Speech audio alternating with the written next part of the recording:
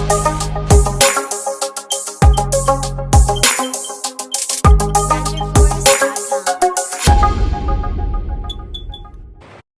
अब हमें meaning and scope पता है हमारी कॉस्ट अकाउंटेंसी का, और हमें पता है कि कॉस्टिंग का मतलब क्या होता है, कॉस्ट अकाउंटिंग का मतलब क्या होता है। आई होप आपने मेरी प्रीवियस वीडियो देखी हो। तो अब हम हमारे नेक्स्ट टॉपिक पर जा रहे हैं, that is elements of cost. So elements of cost करने से पहले हम ये समझते हैं कि कॉस्ट का मीनिंग क्या होता है।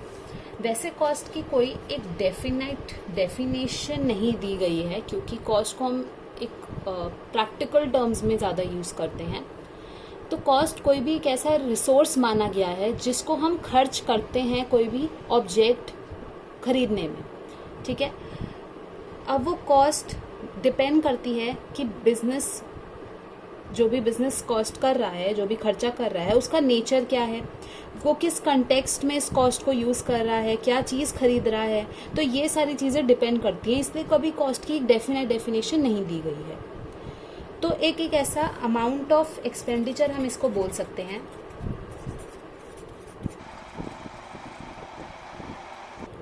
जो कि किसी भी कॉस्ट ऑब्जेक्ट पे किया जाता है।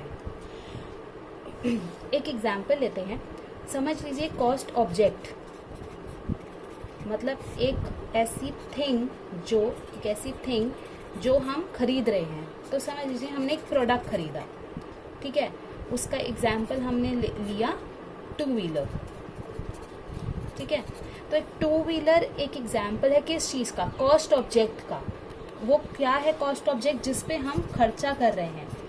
ये जो खर्चा हो रहा है, जो एक्सपेंडिचर हो रहा है, this is what cost, and this thing which we are purchasing is a cost object, ठीक है। So that is the meaning, the simple meaning of cost. Now ये खर्चा जो हो रहा है किस टाइप का है, that is provided by elements of cost.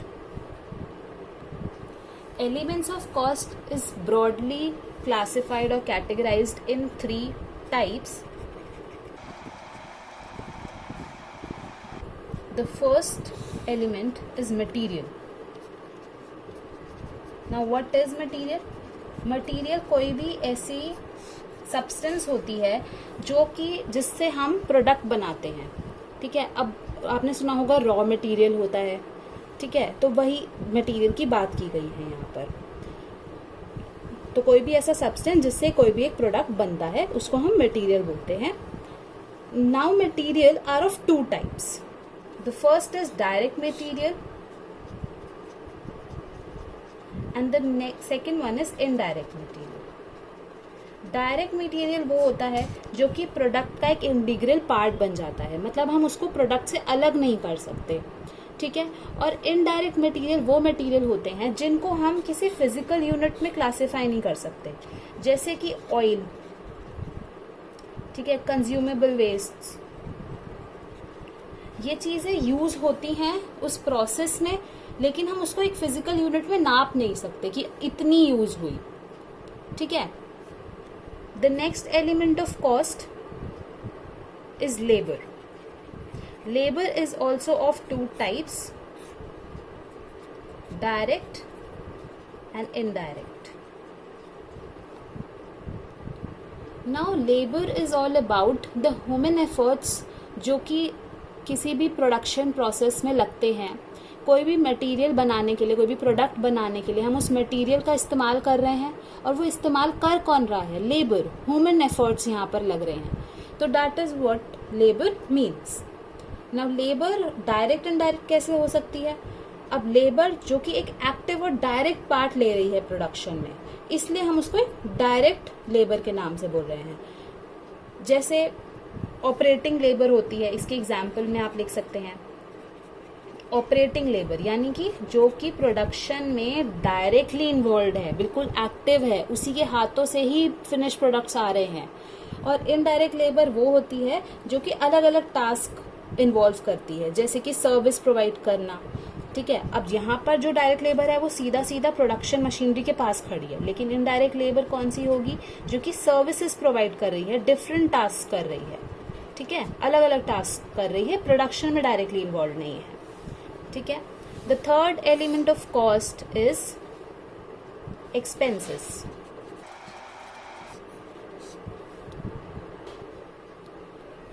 Expenses जो कि हम इनकर कर रहे हैं प्रोडक्शन प्रोसेस में, ठीक है। अब वो एक्सपेंसेस भी दो टाइप्स के हो सकते हैं, डायरेक्ट एंड इनडायरेक्ट।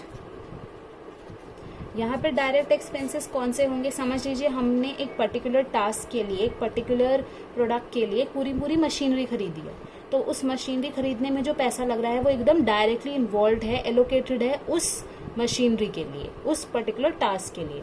और इनडायरेक्ट एक्सपेंसेस वो एक्सपेंसेस होते हैं जो कि डायरेक्टली या फिर होली एलोकेटेड नहीं होते किसी स्पेसिफिक यूनिट के लिए, ठीक है। तो दैट इज इनडायरेक्ट वे में होते हैं, डायरेक्टली इन्वॉल्व नहीं होते।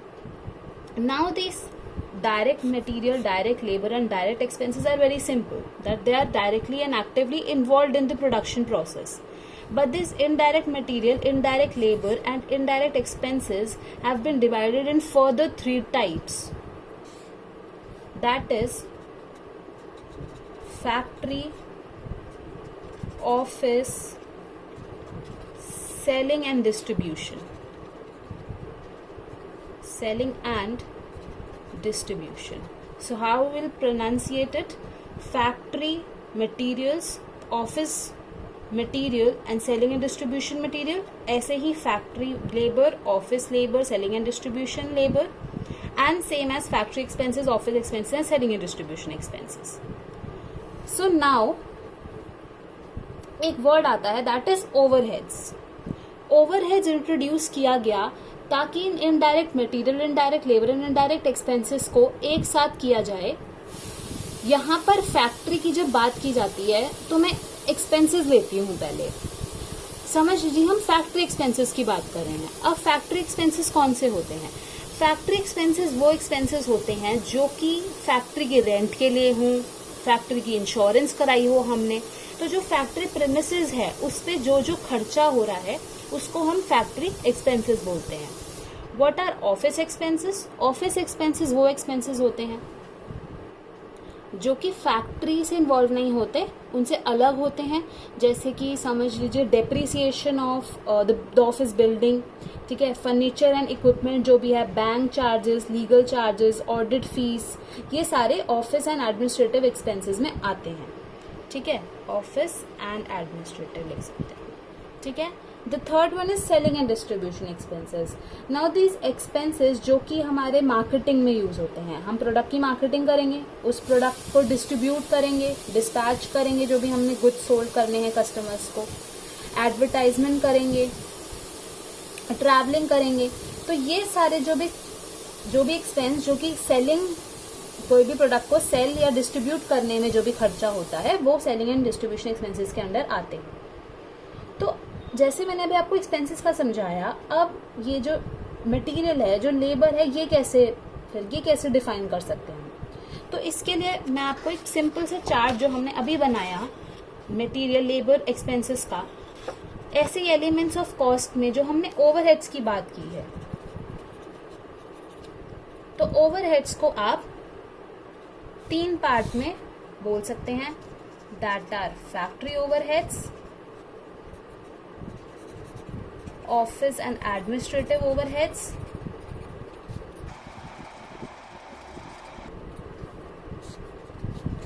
selling and distribution overheads। Clear तब होगा जब हम कॉस्ट शीट बनाएंगे। बस अभी हमें ये समझना है कि कॉस्ट के एलिमेंट्स कौन से होते हैं, ओवरहेड्स क्या क्या होते हैं, और जो ये factory overheads, office and administrative overheads and selling and distribution overheads है, ये इन्वॉल्व करते हैं इनडायरेक्ट मटेरियल को, इनडायरेक्ट लेबर को,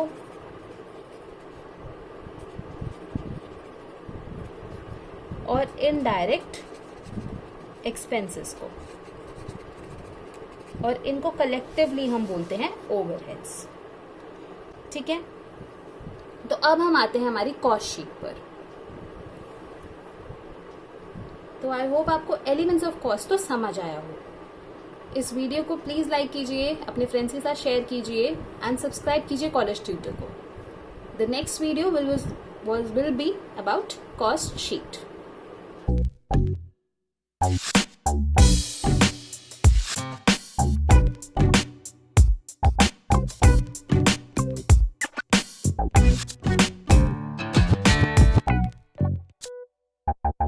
है।